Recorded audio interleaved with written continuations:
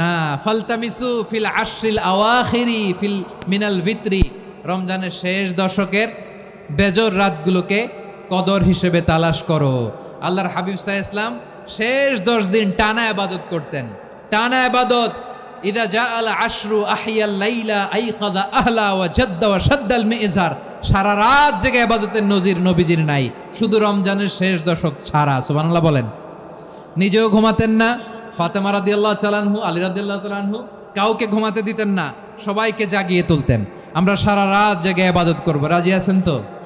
কদর যেন আমাদের মিস না হয়, আজকে থেকেই ক্যালেন্ডারে মার্ক করে রাখেন।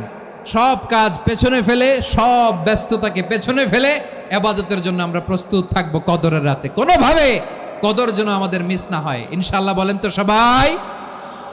আমার প্রিয় ভাইরা, ধীরস্থির ভাবে কোরআন তেলাওয়াত করুন, তাড়াহুড়ো করে নয়। আনাস রাদিয়াল্লাহু তাআলা আনহু বলতেন, রুব্বা